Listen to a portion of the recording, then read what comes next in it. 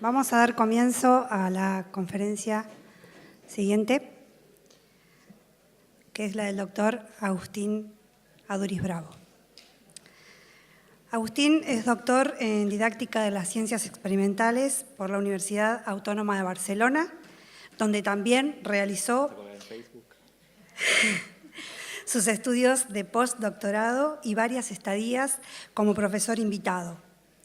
También lo han recibido como profesor invitado en la Universidad Aristóteles de Salónica en Grecia, la Universidad Paulista de Brasil y la Universidad Católica de Chile, entre otras universidades.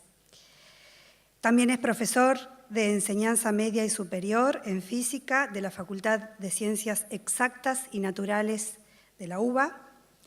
Agustín trabaja en el Instituto Centro de Formación e Investigación en Enseñanza de las Ciencias, Facultad de Ciencias Exactas y Naturales de la UBA.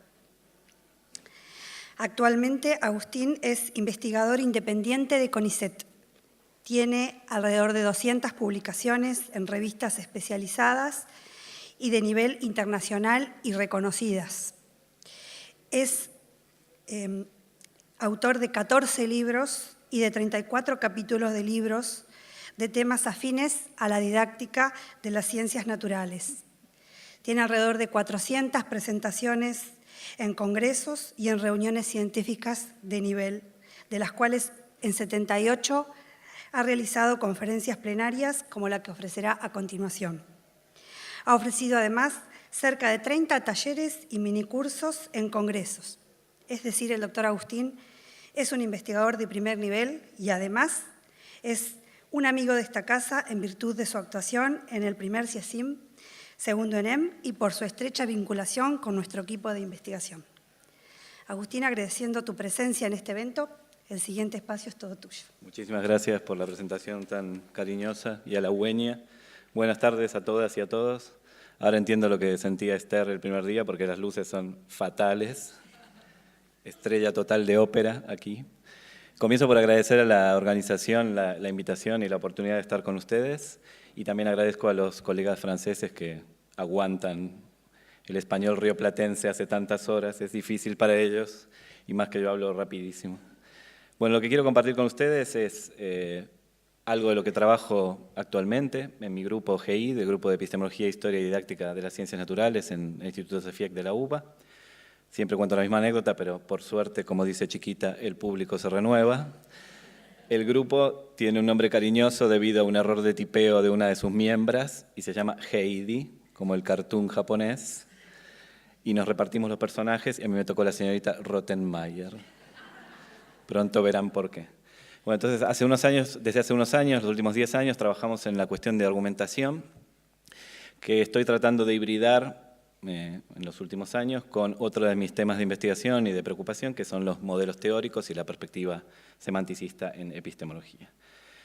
A modo de hoja de ruta, no es exactamente el punteo de la presentación, porque los tres temas están enlazados y trenzados, pero sí es la puesta en valor de los objetivos de mi presentación.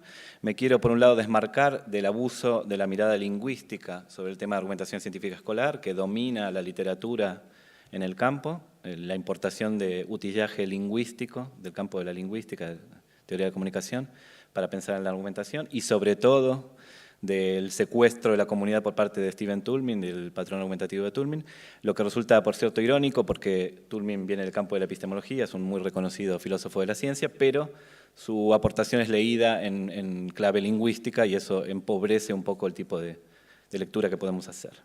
Por otro lado, definir lo que llamo epistémica de la argumentación, es decir, una comprensión profunda de la participación de la argumentación como competencia en la generación de conocimiento, en la factura de la ciencia, en el quehacer científico, y compartir con ustedes, y eso es el título de la conferencia, algunas ideas y propuestas de formación inicial y continuada de profesorado de ciencias, algunas que son de carácter bastante teórico y otras que son reales y prácticas y aterrizadas y hacen a mi trabajo diario en el Instituto CEFIEC, donde hay unas carreras de formación de profesores de ciencias naturales para secundario, como ustedes conocen.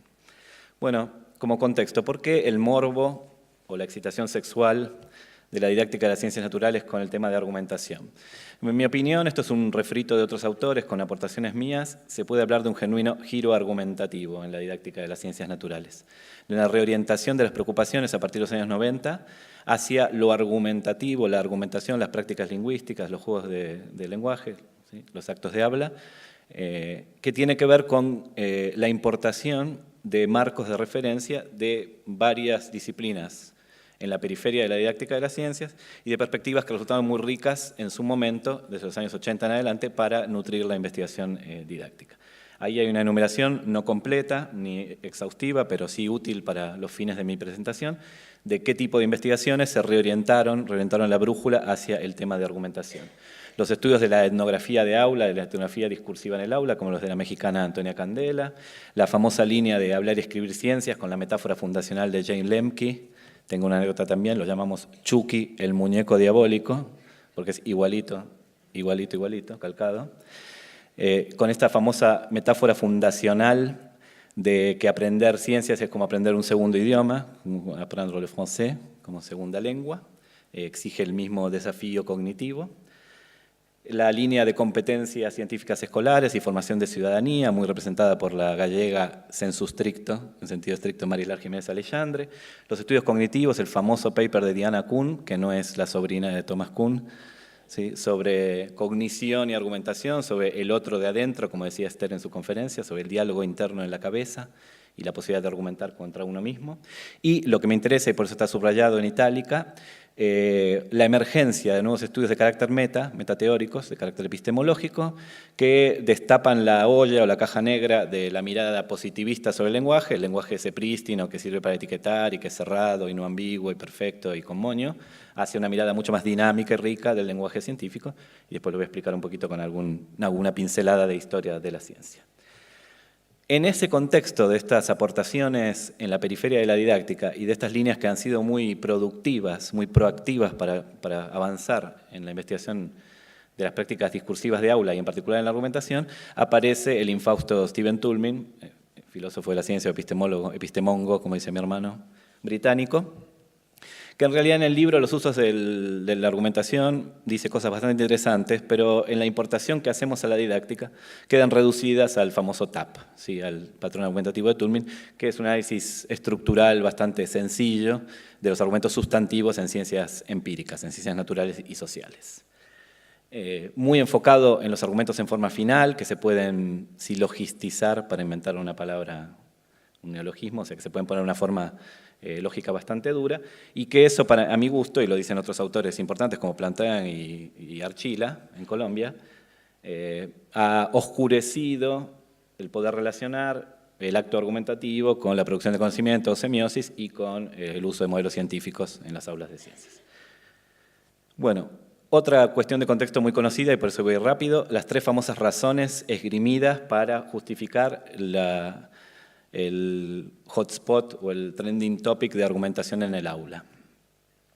Estas diapos son importantes porque si uno accede al terreno de la investigación sobre el lenguaje en el aula desde el punto de vista lógico duro, debería pensar que todas las habilidades cognitivo-lingüísticas, como las llama Neusa-Martí, son igualmente importantes: describir, narrar, definir, argumentar, explicar, justificar. Sin embargo, cuando uno va a un congreso grande de la especialidad de didáctica de ciencias, ve una marcada asimetría en favor de argumentación que tiene mucho más desarrollo que cualquier otra habilidad cognitivo-lingüística. De hecho, tiene más desarrollo que todas las demás juntas. Entonces, es necesario justificar o encontrar una justificación para esta hegemonía del acto argumentativo, ¿sí? Hay varios papers famosos que demuestran científicamente por qué la hegemonía de la argumentación. Hago un refrito, un armicoc de varios de esos papers y hablo de tres razones grandes. Más o menos sigo aquí a Sibel Erdulán y Marilar Jiménez Alexandre. Una razón cognitiva que tiene que ver con el aprender a pensar críticamente. El argumentar es un acto de gran filo cognitivo, muy filoso para poder pensar claramente. Aquí hay, por supuesto, ideas de Vygotsky debajo, ¿no? La relación entre pensamiento y lenguaje, la posibilidad de internalizar lo que está externo. Ahí hay una cita atrás mío del famoso Jonathan Osborne, profesor inglés que vive en los Estados Unidos, que trabaja ampliamente en el tema de argumentación. Entonces, la argumentación para aprender a pensar. Una razón social, muy de moda en Europa, actualmente en el Espacio Europeo de Educación Superior, que tiene que ver con la formación de ciudadanía de pleno derecho, con la incorporación de nuevos países a la Unión Europea expandida, países con muchas diferencias culturales, históricas, económicas, políticas, muchas estéticas, muchas formas de ser y de vivir, que tienen que ser incorporadas a una mega unión europea. Entonces se busca una noción de ciudadanía común a este gran espacio y se piensa en la habilitación de las personas, o el empoderamiento, para decirlo de una forma así altisonante, de las personas para ejercer plena ciudadanía, ¿sí? Marilar es una abogada de estas cuestiones y habla mucho de ellas y ha escrito largamente, ¿no? La argumentación como forma de emancipación, empoderamiento y capacidad de vivir en ciudadanía y ser plena persona. Y por supuesto, la última es la razón epistémica, que subrayo porque me interesa a mí, la razón vinculada a la factura propia de la ciencia, el quehacer científico, que tiene que ver con que, dado que los científicos y científicas en su vida real diaria producen y evalúan argumentos, se esperaría que una ciencia escolar que sea bastante fiel con respecto a la ciencia erudita, a la ciencia de los científicos, debería dar mensajes fuertes de naturaleza de la ciencia. Enseñar en y sobre la naturaleza de la ciencia, la naturaleza argumentativa de la ciencia, en la cual la argumentación juega un rol principal insoslayable. También podríamos pensar, dado que el foco del Congreso es la formación de profesores, y mi conferencia tiene eso explícitamente en el título, en una cuarta razón, que pongo entre signos de interrogación, porque no sé si existe, una razón didáctica dirigida al profesorado, que tendría que ver con la distinción que hace Osborne con una estudiante de doctorado, que es Patterson, Alexis Patterson, entre explicar y argumentar. Ellos dicen en un paper famoso del año 2011 que hay una conflación, una confusión grande en la comunidad y que es necesario distinguir estas dos ideas. Y después terminan diciendo que la argumentación en realidad está dirigida a los legos o novatos. Aquí tengo también otra anécdota para contar. Me gusta mucho la conferencia de Esther porque tiene anécdotas muy sabrosas. Las mías no sé si son tan graciosas como las de ella, pero me gusta contarlas. Aquí lo que me pasó es que me sentí aludido como en programas de chismes españoles, que hay un teléfono de aludidos. Porque vi en el programa de Narst una ponencia que decía la explicación no es lo mismo que la argumentación, y yo acababa de decir 5 minutos antes que eran lo mismo. Entonces corrí llorando a la comunicación a ver si Osborne me iba a desenmascarar, y me di cuenta que me había subido las medias para una fotocarnet, que Osborne ni sabía que yo existía y que no hablaba de mí. O sea que yo iba todo lloroso a que me desenmascararan y en realidad Osborne decía más o menos lo mismo que decía yo. Eso es que para los legos o novatos hay que desplegar la explicación, abrirla en una forma en progreso, bien abierta, que es la argumentación. Que las explicaciones son entre pares, entre científicos. Pero a los chicos no se puede explicar, sino que hay que prestarle los anteojos para hacerlos ver con los mismos ojos con que uno ve, y es un trabajo de argumentación que tiene que ver también con explorar la historia de la ciencia, que no sería en el caso de la comunicación entre científicos en acto. Bueno, con ello llegamos entonces a la naturaleza argumentativa de la ciencia, a pensar en que esta naturaleza no natural, como dice Wolpert o dice Lidia Galagowski, de la ciencia, importa como pieza central lo argumentativo, la argumentación. Actos de habla de altísimo nivel de complejidad que tienen que ver con sustentar lo que se dice y hacer ver a otros el mundo con los mismos ojos con que uno los ve. Entonces, si uno se cree que esa es la pieza fundamental de la naturaleza de la ciencia, que la ciencia es básicamente argumentación sobre el mundo natural, aparecen estos puntos. Considerar la explicación como unas prácticas epistémicas favorecidas y por tanto un objeto central de enseñanza en el currículo y en el aula. Pivotar sobre la noción central de evidencia o prueba, que es la columna vertebral de la argumentación.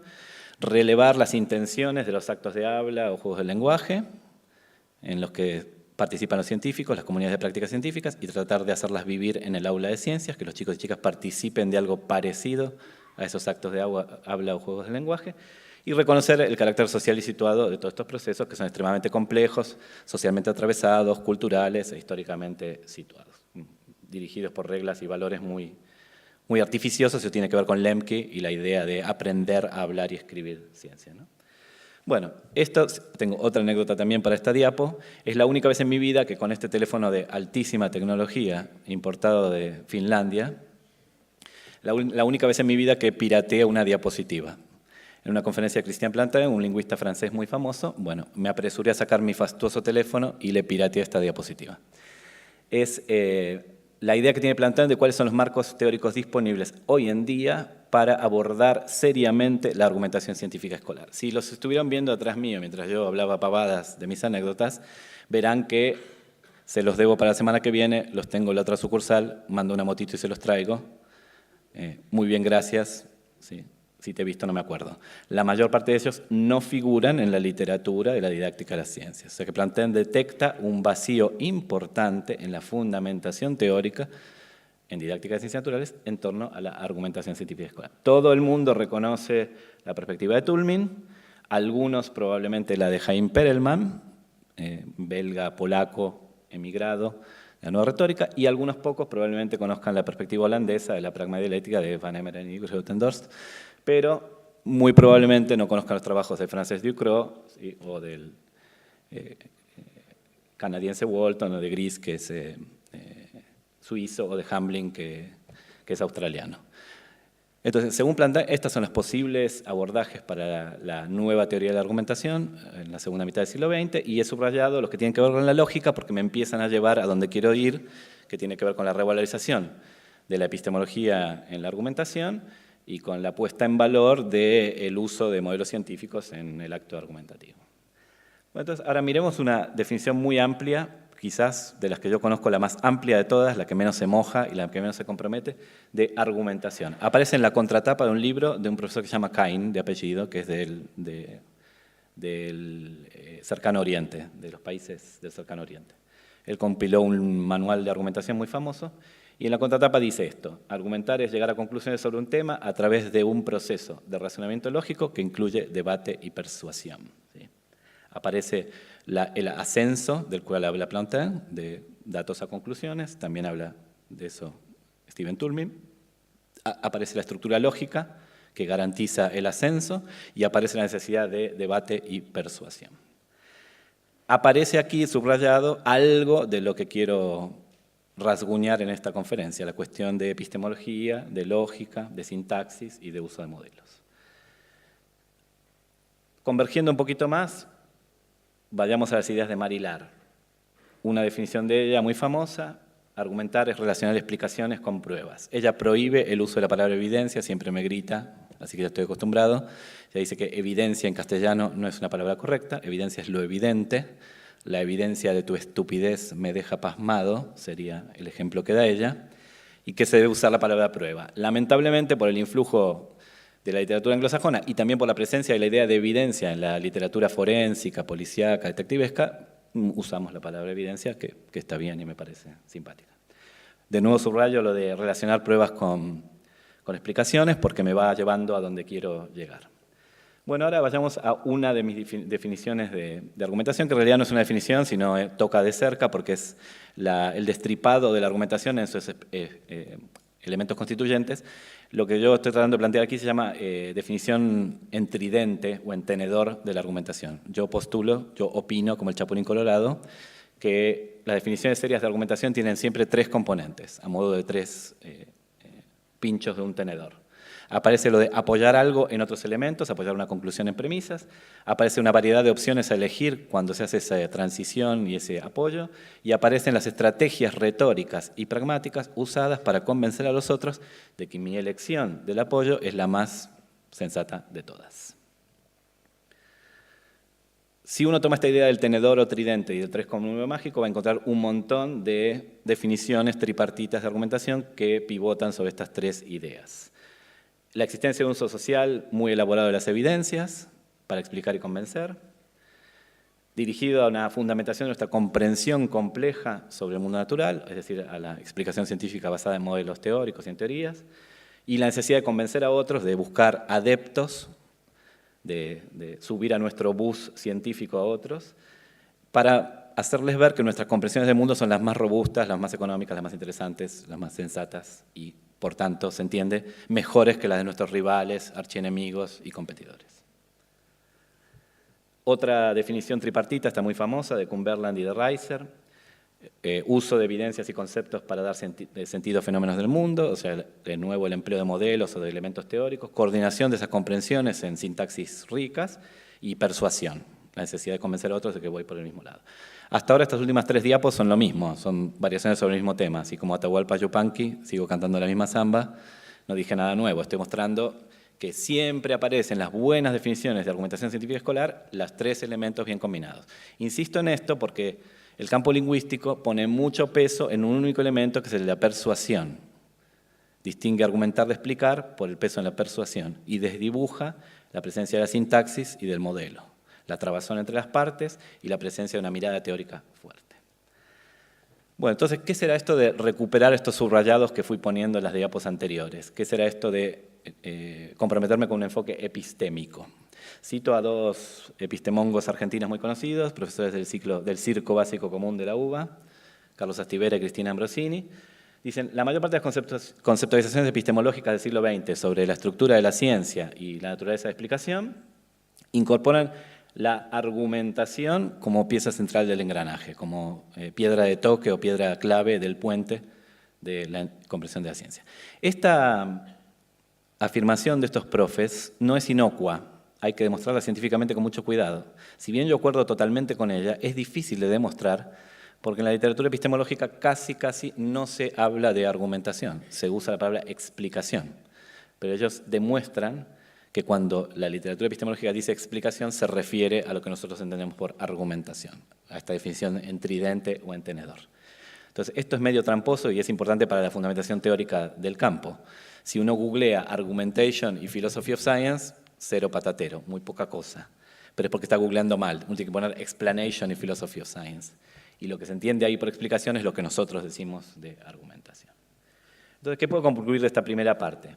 La argumentación es claramente un asunto epistemológico, a pesar de que el confeti de la bomba de olor de Toulmin nos está distrayendo. Hay una cortina de humo, de mucho Toulmin y poco cerebro, que nos distrae del asunto epistemológico, que tiene que ver centralmente con el explicar, o sea, con el dar razones o argumentos en favor de una tesis o conclusión y de trabar bien las partes que estén bien articuladas, y que si es el acto de habla o el juego del lenguaje más central de la actividad científica en ciencias naturales por lo menos, entonces enseña mucho sobre los procesos de pensamiento y discurso de los científicos, enseña la famosa naturaleza de la ciencia, la nature de ciencia, y también enseña esos modos de pensamiento y de discurso, o sea, enseña a hacer ciencia escolar, enseña a los chicos y chicas a hacer algo que se parezca a la ciencia de los científicos en la actividad científica escolar, que sería parecido al marco que usan aquí muchos de ustedes de indagación e investigación sobre el mundo, ¿no?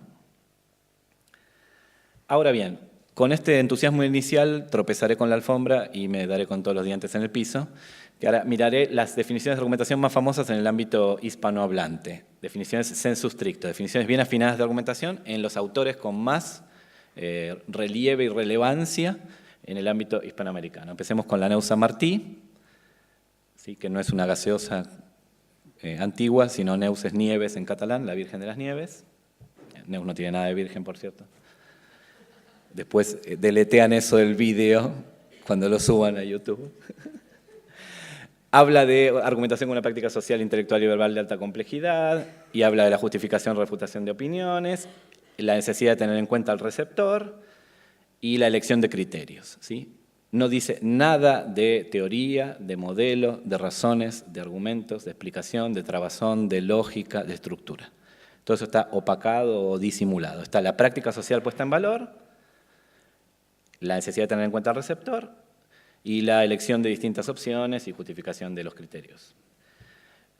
El profe de San Martí, quien la introdujo en estos temas, es Jaume Jorba, que ya falleció, catalán también, una definición clásica de Jaume Jorba: producir razones y argumentos, establecer relaciones entre ellos, examinar su aceptabilidad, y la finalidad última de argumentar es cambiar el chip del destinatario, el valor epistémico de la tesis desde el punto de vista de quien recibe la argumentación, o sea, hacerle ver al otro con los ojos con que yo veo.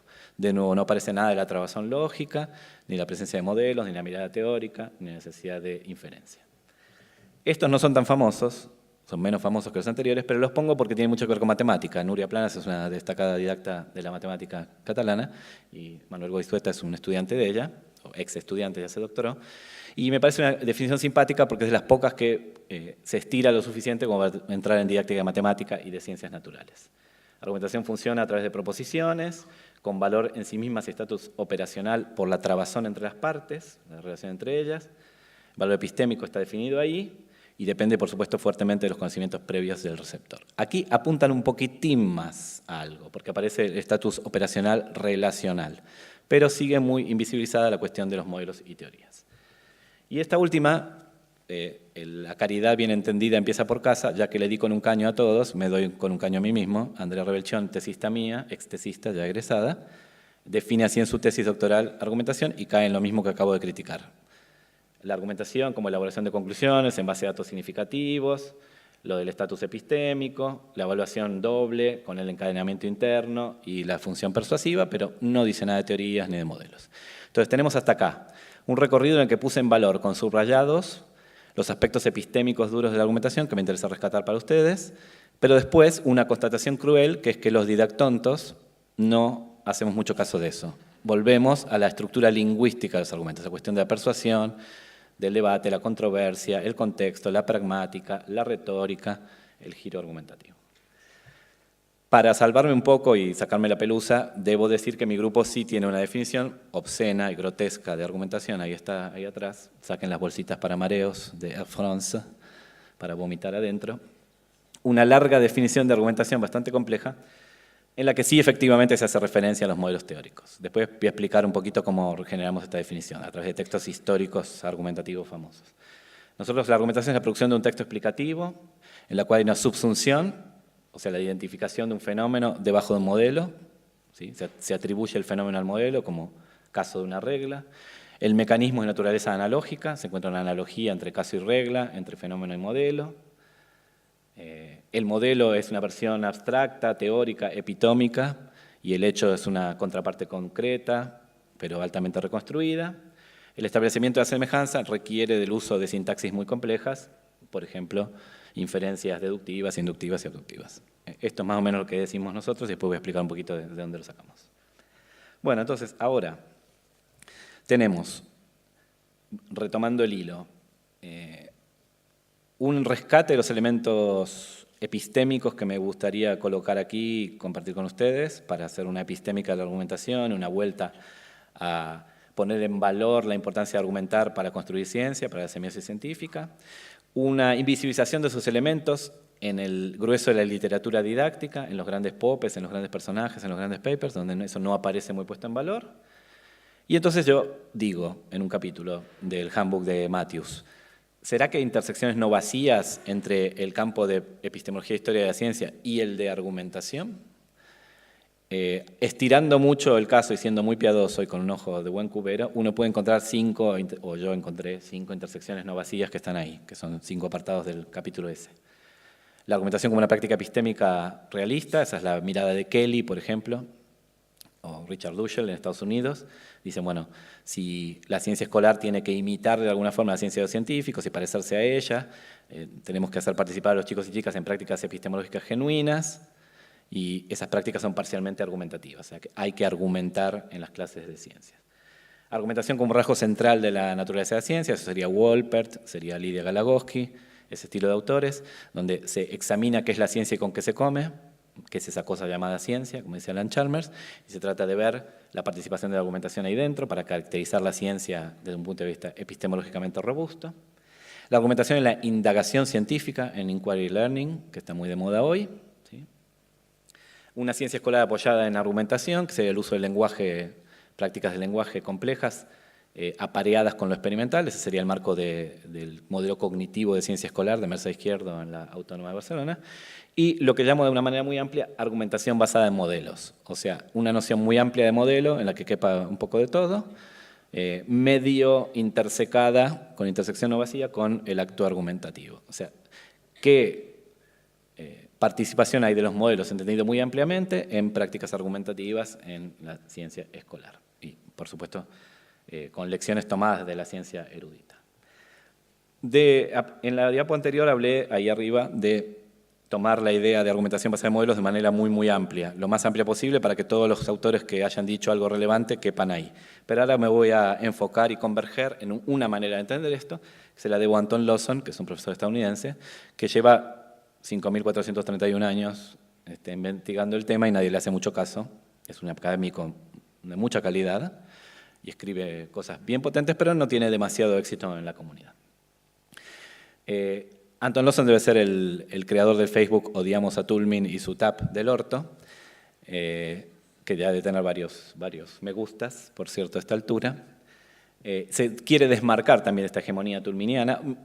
Por supuesto que acá no estoy hablando mal de Toulmin en sí. De hecho, el libro es bastante interesante y hay cosas bien potentes en él. Me estoy hablando de esa transposición muy light del TAP, entendido como una estructura, una plantilla para entender las estructuras argumentativas en forma final, sin gran sutileza ni profundidad.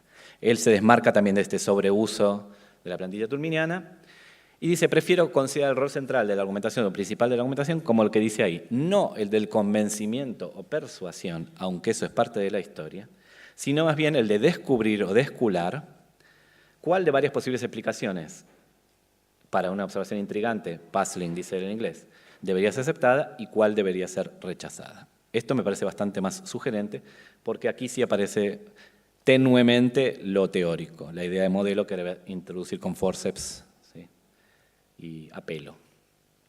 Entonces, hagamos ahora la transición hacia los modelos. ¿Qué tiene esta sugerencia de Lawson de lo teórico, la participación de lo teórico, que ver con modelos?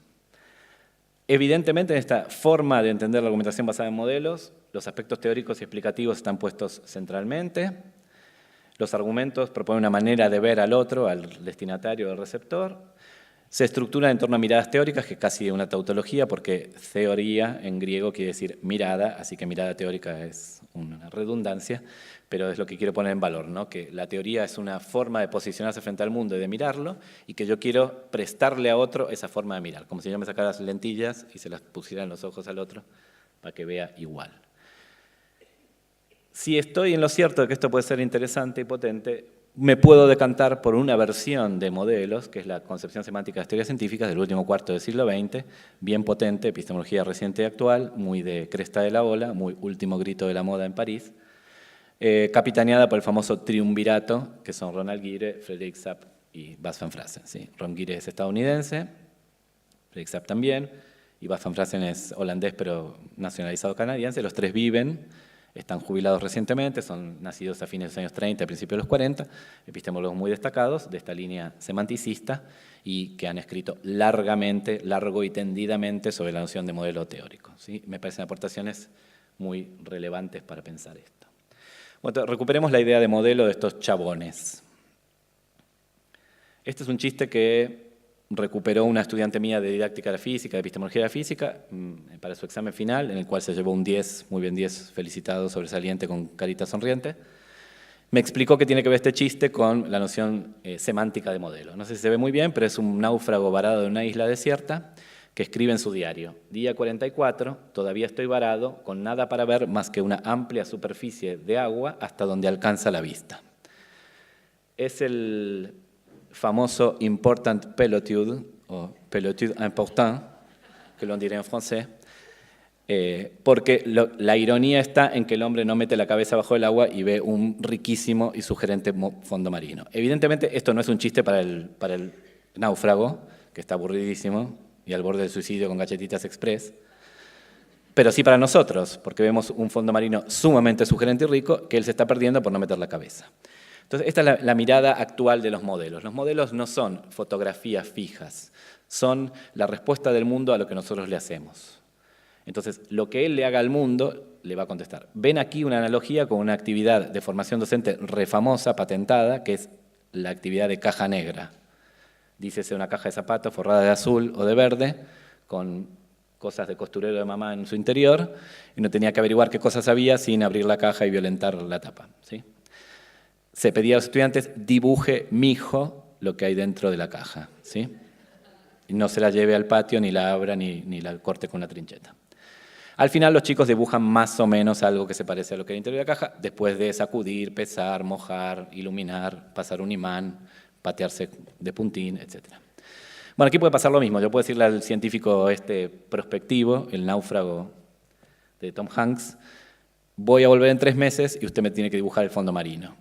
El tipo podrá hacer muchas cosas, meter la cabeza, meter la mano, lanzar una red, poner un palo, esperar a que la marea le traiga algo, meter la cabeza con los ojos abiertos, meter la cabeza con gafas o goggles de buceo, solo escuchar lo que hay. Finalmente, después de los 3 meses, va a tener una mesa con un montón de evidencias fragmentarias. Pedazos de bicho, pedazos de planta, aguas de diferentes colores, monedas o porcelana del Titanic ese que se hundió. Colección de un cuaderno donde ruido profundo, ruido bajo, ruido grave, ruido agudo, bla, bla, bla, día tal, día cual, bla, bla.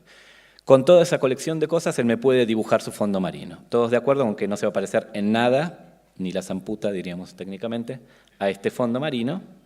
Pero también estamos de acuerdo con que cuanta más plata le dé yo y más tiempo le dé, mejor va a ser su aproximación al fondo marino.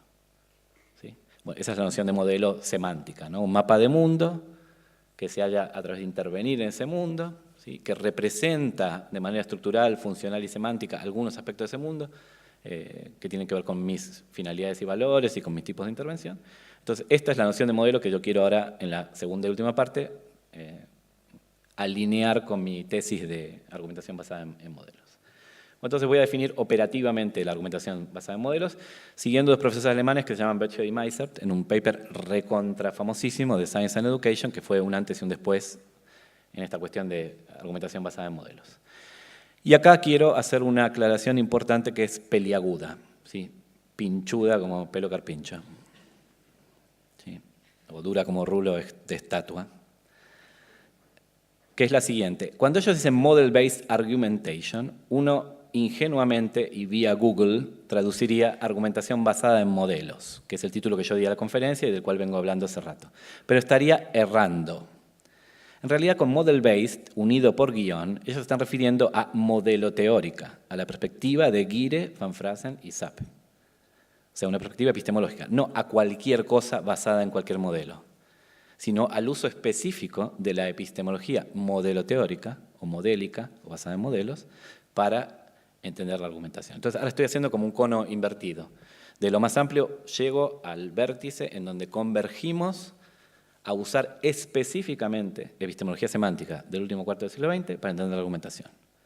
Entonces, esta perspectiva modelo teórica, model-based, de la epistemología del último cuarto del siglo XX, es usada específicamente para entender los argumentos como razones para la propiedad o pertinencia de un modelo teórico que explica o subsume un determinado fenómeno. Lo podría haber escrito yo, quizás, pero me lo robaron y lo hicieron mucho mejor que yo, antes y mejor. Chapó para ellos, una muy buena definición de argumentación basada en modelos con la cual me identifico mucho. Entonces, ¿qué será para estos señoros, un señor y una señora, la argumentación basada en modelos?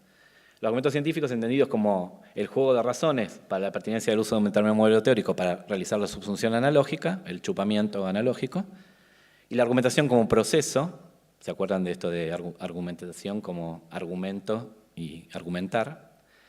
Considerada como un proceso de evaluación crítica del modelo y, si es necesario, en confrontación con otros modelos alternativos. O sea, una elección bayesiana, es lo que se llama juicio científico, entre modelos rivales o alternativos. Con todo esto, vamos a las experiencias de formación de profesorado, que ya están intuidas en el resto de la conferencia porque fui dando los elementos centrales. Cuando pongo aquí algunos abordajes posibles, no estoy queriendo decir que esto lo escribí en el remis que nos trajo desde Buenos Aires, sino que son cosas que realmente hacemos nosotros. ¿Sí? Llevamos 15 años en el grupo trabajando sostenidamente sobre esto. Son abordajes teóricos, modelos de enseñanza, actividades, materiales, recursos, unidades, actividades que realmente hemos puesto en práctica, que nosotros estamos convencidos que son importantes en la formación inicial y continuada de profesorado de ciencias naturales para todos los niveles educativos, desde el inicial hasta el universitario, con mucho énfasis en secundaria básica y superior. Bueno, la tesis que nos mueve es la siguiente. Esta epistemología reciente, el último cuarto del siglo XX, representa un marco teórico muy adecuado para describir argumentos y argumentación, solventando esta queja de algunos autores, como el propio Anton Lawson, de que falta epistemología en el campo de argumentación científica escolar, porque remite a la noción guireana de similaridad, de parecido de familia entre el hecho y el modelo. Nos permite esa transición de subida de la que habla Toulmin, que sería una transición abductiva, ¿sí? De chupamiento para arriba, en el cual el hecho es cooptado por el modelo, que es una regla general para el caso particular. Entonces, si quiero hacer vivir esta noción de modelo para argumentar, necesito una didáctica de la visión modelo teórica, es decir, necesito acercar a los profesores de ciencias en formación o en actividad con la epistemología modelo teórica del último cuarto del siglo XX, que es bastante complicada, digamos, pero hay que hacer un ejercicio de transposición importante, que no se trata de dar una clase de pizarra, esto es lo que dijo Guire, esto es lo que le contestó Van Frazen, sino de realmente transponer estas cosas, transformarlas en objetos enseñables y aprendibles en la clase. Bueno, un primer intento, con copyright y patentado, más viejo que la empanada de atún, es la analogía del modelo como mapa, del modelo teórico, el modelo teórico a la Guire como mapa, ¿sí? Uso Buenos Aires en el mapa apropósitamente, porque lo que está mostrado ahí es la avenida 9 de Julio, que efectivamente fue creada para los fastos del cumpleaños de la ciudad, entonces fue artificialmente diseñada, de forma tal que el alcalde o el intendente dijo, pasen con la topadora, Pepe Rompé, tiren abajo todo y hagan un gran bulevar para festejar los fastos del centenario de la ciudad, del cuarto centenario de la ciudad. Lo que uno ve es la relación entre mapa y mundo real, que es una relación compleja que se llama de subrogación, una relación extremadamente compleja que es biyectiva, va de un lado para el otro. Quiere decir que yo puedo operar sobre el mapa y después volver al mundo, operar sobre el mundo y volver al mapa, y el mapa de alguna forma sustituye al mundo en esta relación legaliforme de subrogación. ¿Sí? Se pueden contar muchas más cosas de esto, pero voy rápido. Una cosa interesante que dice Guire, él no inventó esta idea del modelo como mapa, pero la usa mucho, la explota mucho, dice, en principio yo podría visitar París con un mapa de Roma. Esto es simpático, ¿no? Quiere decir, en el fondo todas las ciudades se parecen, tienen calles por las cuales uno puede transitar y manzanas por las cuales uno no puede transitar. O sea que prima facie, de una manera muy granular, de primer orden, uno podría usar el mapa equivocado. Quiere decir que los mapas de Roma y de París se parecen vagamente. Ahora, si no quiero buscar infructuosamente el Coliseo en la estación Châtelet-Léal del metro, necesito un mapa de París. ¿Sí? Y además, yo puedo tener muchos mapas de París. Me pueden haber dado, los colegas franceses, cruelmente un mapa hidrográfico de París, o un mapa de parroquias, o un mapa de circunscripciones de votación. Con eso no voy a ver la Tour Eiffel, ¿sí? Ni el Musée du Louvre, ni nada de eso. Necesitaré un mapa turístico para eso. Si me quiero mover por la ciudad, necesitaría un mapa de metro, de las líneas de metro. O sea que cada mapa responde a una intención sobre el mundo. Paso adelante porque esto es largo y complejo, pero es para darles una pincelada de lo que podemos hacer de esta didáctica de la visión modelo teórica. Explotar a fondo la idea de Guire, que no es de Guire, de los modelos como mapas. Una cosa simpática es que todos estos autores dicen los modelos son entidades abstractas no lingüísticas, que están en el mundo 3 de Popper. Con lo cual, cuando Guire explota la idea de mapa, le dicen, pero mijo, usted no había dicho que los modelos son entidades abstractas no lingüísticas, y el mapa es una entidad concreta y además semiótica, ¿sí? Y él dice, bueno, pero como Daniel el Terrible, ¿no? Como la analogía de Feynman, es un mapa sin mapa, es la idea de mapa. Lo común a todos los mapas de Buenos Aires es el modelo de Buenos Aires. Cada mapa es una representación del modelo, pero no un genuino modelo. Esas cosas, créanme o no, believe it or not, les enseñamos a profesores en formación y actividad de todos los niveles educativos. ¿Qué más les enseñamos? Bueno, a identificar lo que tiene de modélica una argumentación. Conté brevemente que mi definición esa larga y vomitiva de argumentación venía de un estudio histórico de los libros texto canónicos, que son los paradigmas cunianos, los grandes libros de texto, y ahí miramos qué cuenta como argumentar, qué hacía Don Newton, el gaucho obediente, cuando argumentaba, ¿sí? Acá hay una circularidad identificada por la epistemología que es bastante peliaguda, sobre la cual habla Molière, que no tiene que ver con la didáctica de las ciencias, pero toca el tema, que es explicar tautológicamente. En Molière aparecen escenas desopilantes como, bueno, dice, ¿por qué este somnífero que usted me receta, doctor, me va a servir? Le va a servir porque tiene virtus soporífera, o si tiene la capacidad de hacerte dormir. ¿Sí? Entonces, es una explicación circular y tautológica. Ahora, apliquen esa idea a este fragmento de Newton. Dice, la causa de la forma oblonga de la figurita de la luz blanca pasando por el prisma en la pantalla negra al final de la habitación no es otra que la diferente refrangibilidad. Cada parte de la luz va a un lugar distinto de acuerdo a su refrangibilidad. Eso es una tautología, porque lo que está diciendo es que la luz se separa porque es separable, y se separa más o menos según su grado de separabilidad. Entonces, ¿cómo salimos de esa circularidad? De la circularidad salimos con un curso de latín y de griego antiguo, entendiendo el carácter metafórico de la palabra refrangibilidad. Entonces, retrocedamos un poquito en el tiempo a Francesco Maria Grimaldi, que era un sacerdote jesuita, anterior a Newton, ¿sí? Dijo esto antes de que Newton naciera. Grimaldi, que por supuesto estaba interesado en los instrumentos ópticos de la época de Galileo, se puso a mirar por agujeros y rendijas, práctica no muy feliz en la Iglesia Católica, y se dio cuenta que la luz no hacía lo que el famoso Alhazen decía que hacía. La propagación rectilínea, esta islamista de la luz, no se cumplía. Que la luz, cuando pasa por varias rendijas o bujeros, se comporta de manera cónica u oblonga, se tuerce en los bordes de las rendijas o bujeros, ¿sí? Ese es el dibujito famoso de dónde debería estar la luz y dónde está, ¿sí? Momento de pánico total, mandíbula caída, ojos salidos de las órbitas. Musulmán muerto de hambre nos engañó, la cosa no era así como decía él. Entonces él propone, dice, debe ser que cuando la luz pasa por los bordes de las rendijas o agujeros, se fractura, y eso es la refrangibilidad.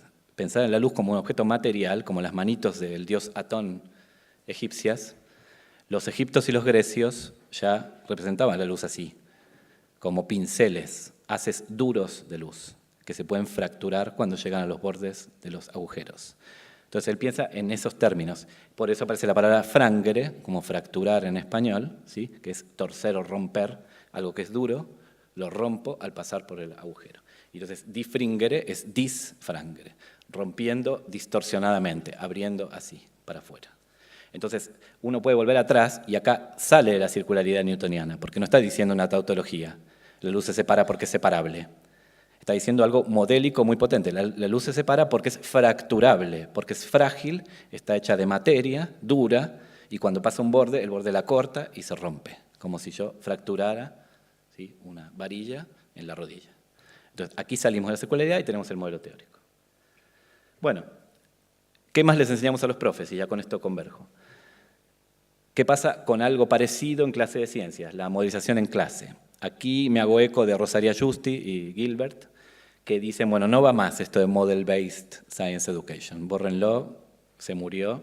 Ahora es Modeling-Based Science Education, dicen eso. Porque lo que importa es que el movimiento se demuestra andando, ¿sí? La Carlitos Balaización de la modelización científica escolar. Entonces, la posibilidad de los chicos de usar los modelos. Aquí, a pesar de mi carita fresca y juvenil, voy a delatar mi verdadera edad, porque lo que pongo ahí del maridaje virtuoso me lo enseñó Calculín. ¿Se acuerdan de la década del 80? Calculín tenía un dibujito animado, un corto en la tele, y me enseñó que los aviones vuelan gracias a Monsieur Bernoulli. Que el perfil del ala, ¿sí?, es el que hace que los aviones vuelen. Todos nos creímos eso y yo aplaudí a Calculín, que era mi ídolo total y absoluto. Con sus gafas gruesas de culo de botella, me ponía atómico. Todo perfecto, me creí a Calculín y ahora explíqueme esto con Calculín y Bernoulli. Nunca lo podrán hacer. Ni los avioncitos de papel que no tienen perfil de ala, ni los aviones de feria de atracciones que dan vuelta en el aire con Spiderman arriba, como el del trencito de la alegría, ¿sí? Es imposible explicar con Monsieur Bernoulli el vuelo de los aviones. De hecho, lo pueden wikipediar, es bastante complejo el tema y no tiene poco que ver con Bernoulli, digamos. Nada no, pero poco. Pues acá también hay una cuestión de qué es argumentar basándose en modelos. ¿Cuál es el modelo que yo activo como más pertinente y cómo lo uso para convencer a otros de que doy en el clavo? Calculín me convenció hasta que vi al Spiderman dado vuelta y se me cayó Calculín. Sí. Bueno, ¿qué más enseñamos? Con esto de la pertinencia del modelo y la cobertura, una propiedad que yo llamo se non è vero e ben trovato. Eso quiere decir que los modelos científicos proveen de explicación cuando están justo en el punto de intersección de dos curvas, de la máxima simplicidad y de la máxima cobertura, que sirve para explicar lo más posible con la menor cantidad de elementos y de hipótesis ad hoc y de convoluciones y complejidades. Y voy a dar un ejemplo simpático. ¿Por qué les parece a ustedes que los vampiros son gente muy empingolotada de principal y siempre tienen pasaportes húngaros, serbios, valacos, rumanos, transilvanos y moldavos? Nadie sabe por qué es así. Caprichos de la literatura y del cine de ficción. Pero hubo un profesor Dolphin que dijo por qué esto es así. Y produjo un modelo zenonevero eventrovatizado del vampirismo clásico renacentista rumano. Dijo, esta gente siempre son condes, duques, príncipes y voivodas porque tienen porfiria eritropoyética congénita aguda de Günther. Una enfermedad rarísima, ¿sí? Súper rara de la sangre, que tiene muy poquita gente en el mundo. En Argentina hay como 20 enfermos de esto, nada más. ¿Sí? Que es una enfermedad, dirían los biólogos, una condición autosómica recesiva. Digamos que el gen defectuoso, el alelo incorrecto, lo tiene que tener tanto tu papá como tu mamá. Entonces lo que el profesor Dolphin dice es, ¿cuándo se producirá en la Europa medieval eso? En dos casos, que se pueden multiplicar entre sí, aumentando la probabilidad. Primero, cuando vivís en la Lomé del Orté, cuando vivís en un pueblucho miserable, donde te casás por la fuerza con tus primos porque no hay con quién más casarse. Entonces vas al baile del pueblo, hay 12 habitantes, te toca bailar con tu primo y terminas casándote con él. La segunda condición es cuando te casás apropósitamente con tus medios hermanos y primos hermanos para no soltar la herencia. Práctica común en la alta nobleza europea. Entonces, empingorotados y principales por rácanos, tacaños y miserables, porque eran nobles europeos. Y con pasaporte del este porque vivían enclavados en los Cárpatos y no podían salir de ahí a la discoteca más cercana y buscarse novias o novios. Entonces, Erzsébet Báthori Nadasdy, la congresa sangrienta, o Vlad Cepes Drácula, el voivoda de Valaquia, o Lestat, todos los famosos vampiros, todos son gente súper fastuosa, no Pepito de los Palotes, y todos tienen pasaporte húngaro o similar. Eso es una explicación que no es verdadera, pero es zenonevero eventrovatada. Tiene la máxima simplicidad posible para el mayor grado de cobertura posible. Bueno, y la última cosa. ¿Cómo terminamos esto con los profes? Hablando de argumentación abductiva, en lo que vamos a poner en valor el modelo. Nos resulta fructífero analogar, muy bien, la indagación científica o la investigación científica, la pesquisa científica, a otras actividades dirigidas a la solución de acertijos o misterios o problemas que usan patrones de inferencia o razonamiento ampliativos, o sea, donde la conclusión tiene más contenido que las premisas, representa un salto creativo o heurístico. Entre esas actividades podemos mencionar la pesquisa detectivesca, policíaca, médica, forense y chismográfica. Chismográfica entendida por meterse en la vida ajena, ¿no? O sea, suponer cosas sobre los demás con poca información de partida. Entonces me interesa explotar este paralelismo entre ese pensamiento detectivesco o forénsico y el pensamiento científico y mirar patrones abductivos, ampliativos, de inferenciales y ver el rol del modelo ahí. Entonces, me interesa conectar la argumentación con la abducción en sentido amplio, este salto hacia conclusiones con más densidad conceptual que las premisas, la ampliación del razonamiento. En todos esos campos que mencioné antes, detectives, médicos, forenses, chismosos, espiones, se recolectan datos o hechos, una recolección parsimoniosa, pocos datos o hechos, y se hace un salto, ¿sí?, hacia conclusiones muy osadas. El salto está provisto por el modelo. Entonces es un patrón que asciende, por eso se llama abducción, asciende a conclusiones generales abstractas y audaces, como la de que los vampiros son pacientes de porfiria, ¿no? O la de que la luz es dura y si la golpeo contra la rodilla se parte. O entonces, ahora, ¿cómo hacemos esta argumentación basada en un modelo teórico? Al estilo semanticismo Guire, Van Fraassen y Sapir. Usamos este tipo de patrón sí entonces, que Anton Lawson desarrolla ampliamente, un patrón hipotético deductivo, del estilo de si yo tengo razón en que este hecho se subsume en este modelo, o sea que es un caso de esta regla, que hay similaridad guireana entre hecho y modelo, entonces tendría que ver qué pasa esto, lo otro y lo demás allá, ¿sí? Apliquémoslo por último a un caso re famoso de la historia de la ciencia, la invención del radio de Maria Skłodowska-Curie. La llamo invención del radio porque para mí es un razonamiento abductivo, se inventa la idea de radio para dar cuenta, ¿sí?, de un hecho desafortunado de laboratorio. ¿Qué pasa ahí? Todo el mundo sabe, esta señora polaco-francesa publica la hipótesis de existencia de un radiometal desconocido para salvar los datos de la radiactividad exagerada y irregular de la pegblenda de Bohemia.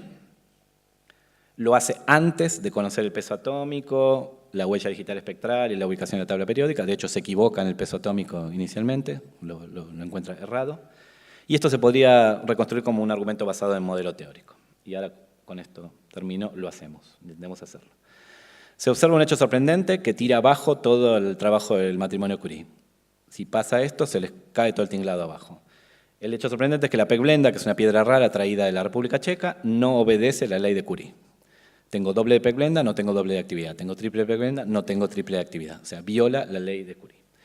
Si saco de la galera del conejo de Alicia en el País de las Maravillas la hipótesis de que existe ultradiluido en partes por millón en la roca pegblenda un nuevo radiometal sumamente activo, entonces es el caso que puedo salvar la ley de Curie. Puedo decir que la actividad es irregular y exagerada.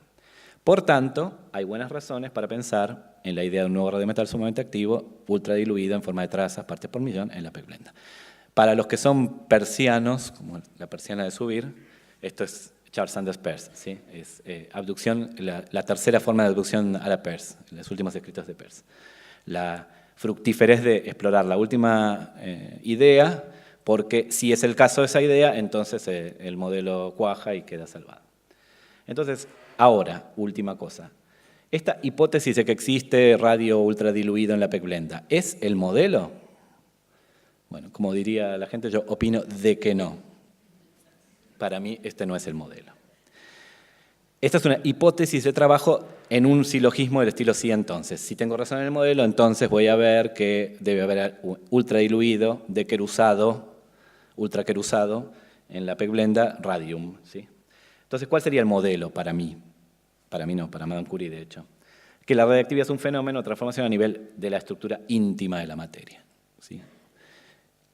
Y las hipótesis que yo voy tejiendo son las relaciones entre dato y resultado y la construcción de evidencias. Entre muchas otras, las que están ahí atrás mío, las alteraciones físicas y químicas realizadas por Curie sobre las piedras radiactivas, las rocas radiactivas, no afectan la actividad, por tanto esto no es un fenómeno que tenga que ver con el grado de oxidación o desalación o con el frío-calor, la estructura cristalina, que hay algo que se llama bario radífero que se lleva a los rayos cuando yo lo separo de la pegblenda, o sea que debe haber un pariente químico del bario ultra diluido en la pegblenda, que es radiactivo y desconocido hasta ahora, que cuando yo concentro el bario radífero empiezo a intuir su huella digital espectral, una nueva línea espectral nunca antes vista, signo de que hay un nuevo elemento que busca a gritos su lugar en la tabla de Mendeleev, ¿sí?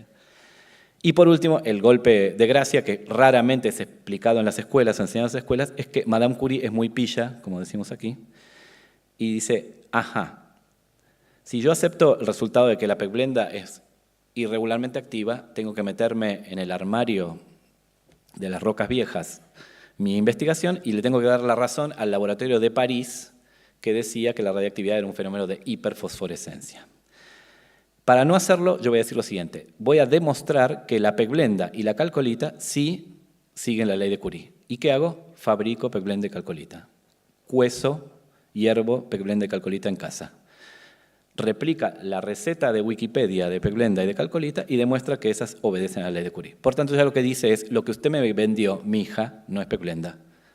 Es pegblenda trucha, adulterada, que viene marcada con otro radiometal que todavía no conocemos. O sea, fíjense la enorme potencia de la construcción de evidencia. Como yo no me voy a mover de aquí, no le voy a dar razón a París, al laboratorio de París, yo tengo razón, esto es una transmutación atómica, entonces te voy a mostrar en tus narices, en tu cara, in your face, que la pegblenda sí obedece a la ley de Curie. Y me la voy a fabricar en casa como gelatina royal, ¿sí?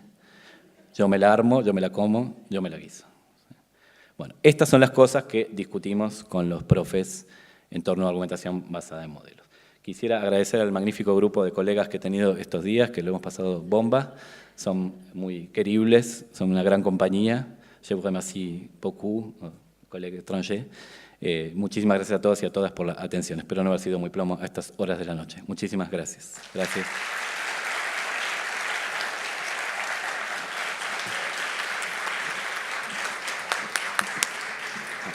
Me porté bien con el tiempo. Muy bien, muchas gracias, Agustín. Gracias a vos. Tenemos tiempo para hacer algunas preguntas. ¿Alguien en la sala quiere hacer preguntas? Ahí hay un. ¿Quién le puede alcanzar un micrófono? Carolina. Please. Viviana. O voy yo, pero bueno, a ver. Puedo. Ahí viene Caro. Gracias.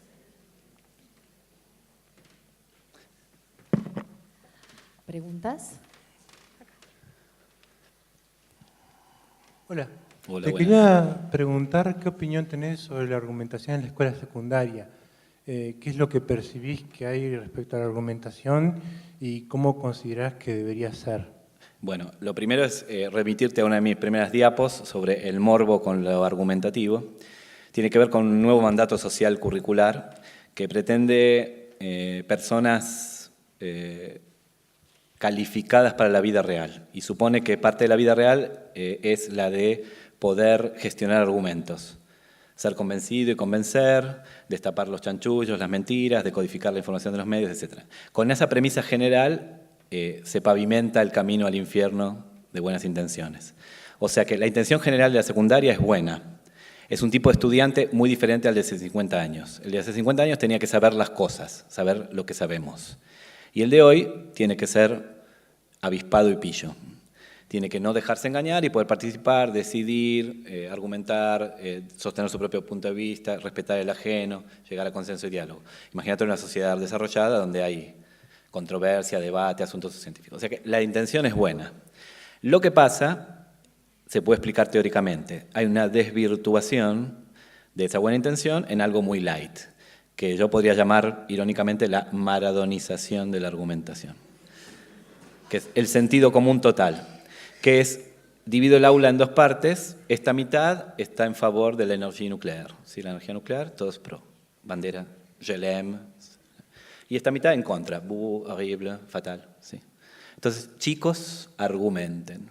Y como dice la señorita Noelia, si me buscan, no me van a encontrar. Me voy a tomar el tecito. Entonces los chicos, bueno, yo vi un capítulo de Los Simpson, el señor Burns estaba verde, había un pez con 3 ojos. Cero patatero, no hay contenido científico ninguno, es puro sentido común. Y se pone en valor la parte de la competencia argumentativa, que es la del debate, controversia y de la persuasión y convencimiento, que son valores en una sociedad democrática, pero sin contenido son pura politiquería. Cuento un ejemplo famoso que a mí me encanta, de Isabel Martins, una profesora brasileña. Dice, puso a chicos de 6º grado de primaria, 2 grupos. Tenían que convencer a chicos de primer grado de primaria sobre la naturaleza de la luz. Un grupo era naturaleza corpuscular y otro era naturaleza ondulatoria. Es tramposo lo que estoy diciendo porque los 2 grupos tenían razón, parcial. No había una respuesta correcta y otra no. Entonces, en la naturaleza ondulatoria contó un cuento súper aburrido, Veladas Paquetas de Telecataplum, sobre Eddington, el experimento del eclipse solar anular, ¿se acuerdan? En Brasil. Entonces era o Einstein, Steven o Brasil. Que Einstein fue el Mato Grosso, con su telescopio a larga vista, vio el eclipse, voilà, sí, la teoría de la relatividad general. Todo un batiburrillo mal cocido. El grupo de la luz corpuscular armó un carnaval carioca. Repartió cotillón, puso a Carmen Miranda en la locomotora y todos bailaron Aluciña e Boliña. Aluciña e Boliña. Termina eso y le dicen a los chicos de primer grado, voten por la luz. ¿La luz es onda o es partícula? Ganó partícula, absolutamente. Fíjate que no es mío, aplaudamos a Isabel Martins. Fíjate que es un ejemplo muy potente porque los dos tienen razón, parcial, ninguno de los dos. Sin embargo, lo que está puesto en valor es el convencimiento. Si yo reparto cotillón y bailo, convenzo más que si yo cuento toda una historia fome y aburrida, telecatoplumesca, de Einstein, Steven o Brasil. ¿Sí? Entonces, este es el problema del secundario, me parece a mí. No sé si en Argentina todavía, porque todavía esto está entrando muy poquito, pero en los países donde hay mucho más convencimiento sobre la competencia argumentativa, me parece que hay una ausencia total de contenido. Y en eso sí adhiero con lo que dijo el profesor Vergniaud, de competencia como carente de contenido. Como si la competencia fuera algo genérico, abstracto, en la nada misma, que no tiene nada que ver con física, con química, con biología. Entonces me parece que es el caso clásico de el infierno debe estar tapizado de hijos como dijo Clotilde Borela en Esperando la carroza, ¿sí? Quiero decir, la intención es muy buena, es un tipo de alumno mucho mejor que el de hace 50 años, pero hay que ver cómo lo hacemos. Si lo hacemos con sentido común, fatal. Porque, ¿qué es argumentar? Entonces, el que tiene más poder, el que tiene más lucro, más plata, más prestigio, más labia o es más lindo, gana la discusión. Y los aspectos teóricos que yo intenté valorar acá están desdibujados, ¿sí?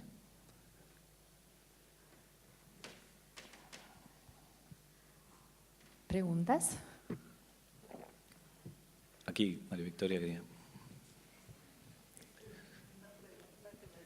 Acá, bueno, por lo menos en mi país, la enseñanza de las ciencias es estar ausente en los modelos, en física, química, biología, etc. Y entiendo que por estos lados también.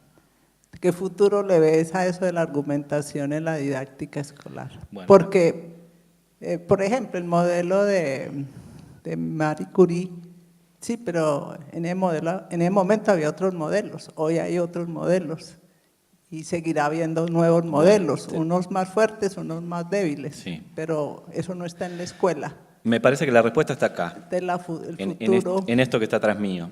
Es una hipótesis de trabajo, no pretendo tener razón, pero me parece que por acá va la cosa. Te voy a dar un ejemplo de tu campo biología.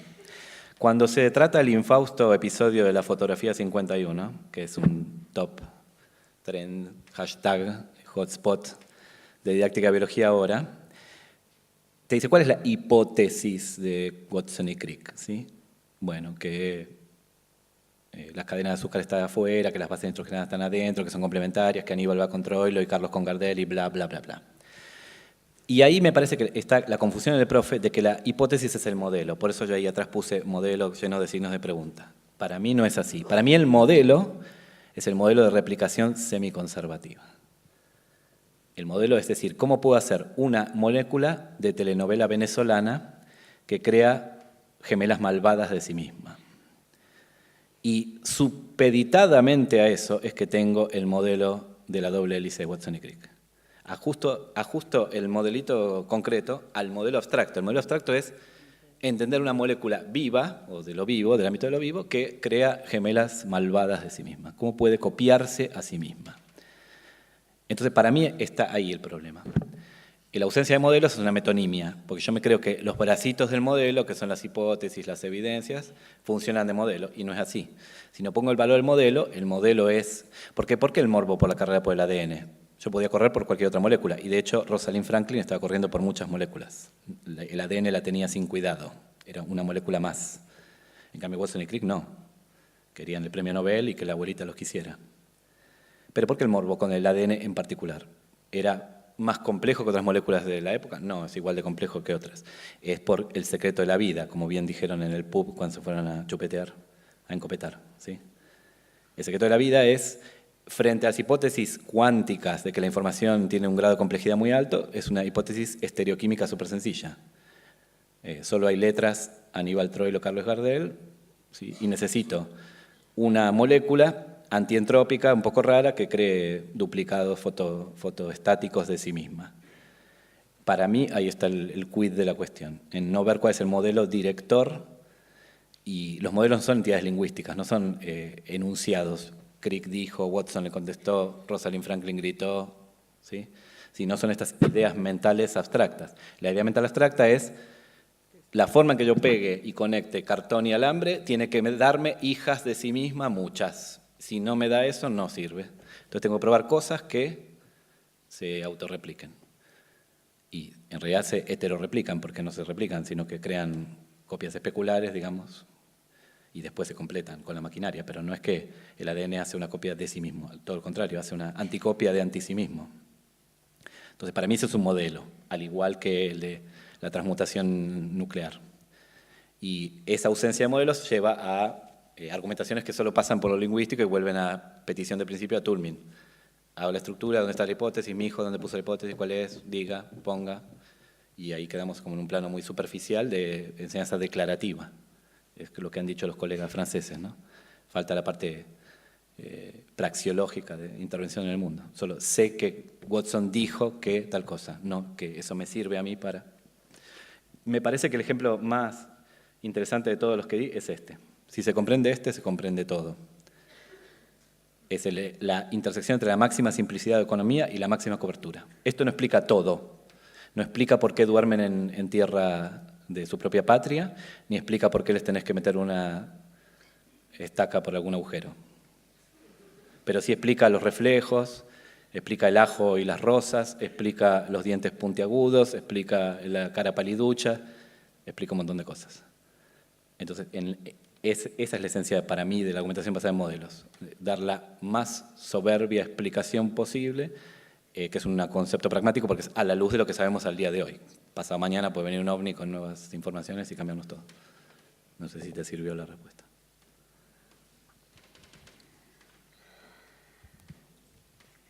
Había una pregunta por allá, ¿alguien le había levantado la mano? Sí. ¿Quién era?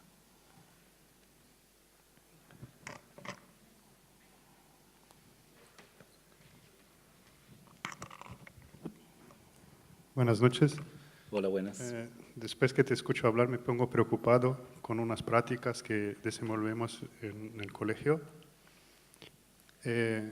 Trabajamos un poco con el enfoque ciencia, tecnología, sociedad y ambiente y les ponemos los chicos a discutir, pero no los dividimos en 2 grupos, sino en 3. Bueno. Una versión sofisticada. Sí. Y claro que les ponemos lo que se llama una cuestión sociocientífica, como por ejemplo, si nuestros países deben investir en pesquisa en ciencia pura, Sí, dadas las condiciones socioeconómicas que tenemos sí. y lo que eso puede revertir de bueno o malo. Pero hacemos toda una preparación de que los niños van discutiendo por Sí. internet con Sí. acompañamiento del maestro Sí, y en un dado momento se hace un debate. Un grupo defiende que se debe investir, otro que no se debe investir y el tercer grupo va a analizar sí. cuál de los dos argumentó mejor. No se trata de decidir si debe o no, Sí, pero solo analizar cuál es el grupo que de facto, para ese tercero, tuvo mejor argumentación. sí. Eso es un padrón que ya está establecido en la literatura de trabajos en De esa CTS, área. sí. ¿Y qué te parece ese enfoque? Y bueno, ¿qué te parece? En realidad vos estás Ahora diciendo estoy muy preocupado. dos cosas separadas. Una es asuntos sociocientíficos y otra es preparación previa, que son las obras de las que habla la didáctica francesa, ¿sí? El corpus de obras a la cual uno se va a referir para poder contestar. No es contestación de sentido común, sino preparada. Si hubieras dicho solo la primera parte, trabajo en asuntos sociocientíficos, alcanza, porque esto no vale para asuntos sociocientíficos. Esto vale para el saber institucionalizado de las ciencias duras naturales, quiere decir para la transferencia o transmisión de saber que es patrimonio UNESCO de la humanidad. Yo la teoría de Einstein no la puedo cambiar, es la que es. Lo que puedo hacer es hacerla vivir, reconstruirla, entenderla, apropiármela, usarla para entender el mundo, pero no la puedo cambiar. No hay nada que cambiarle hasta que cambie solita. Entonces es un problema distinto. Los asuntos científicos no tienen solución ninguna. Siempre pongo el mismo ejemplo, un poco local, no lo vas a entender, del sobre batisellado y batilacrado del escribano de Susana Jiménez, que tiene la respuesta sancionada a una pregunta de concurso de televisión. Yo contesto, y luego aparece un sobre y dice, la respuesta correcta es tal. Los asuntos científicos no tienen respuesta correcta. Por tanto, el formato de debate o controversia es óptimo para ellos. Por tanto, la primera parte ya es un buen punto. Esto no sirve para asuntos científicos. Y la segunda parte es la parte sensata de buena preparación. En lugar de hablar de lo que vi en Los Simpsons o lo que me parece, tengo que irme a informar un poquito. Entonces, los chicos tienen que prepararse sostenidamente para contestar esto. En el caso de cuestiones científicas puras, es difícil esa preparación, porque nos lleva a esta idea de el señor de las moscas, ¿no? Si unos niños se caen en un avión en una isla desierta, sin adultos, es imposible que reconstruyan la cultura humana. Tiene que haber un input de terceros, adultos, libros, ordenadores, profesores. Entonces ahí es más complicada la cuestión de la preparación previa. Pero en el caso de asuntos científicos, acuerdo contigo absolutamente. Me parece una metodología didáctica súper interesante. De hecho, lo estás preparando para la vida real, donde nadie tiene razón. Son asuntos complejos y peliagudos, y se trata de actores o fuerzas vivas en tensión y de decisiones de consenso. ¿Sí? Gracias, me pongo De nada. más tranquilo.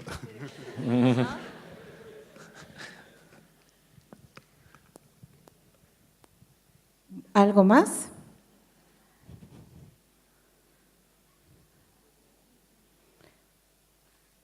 Fermé. Bueno, muchas gracias a usted. Muchísimas gracias a ustedes, muchas gracias. Gracias. Por favor, les pedimos que se queden 5 minutos. 5 minutos, ¿sí? 5 minutitos. Bailón. ¿Eh?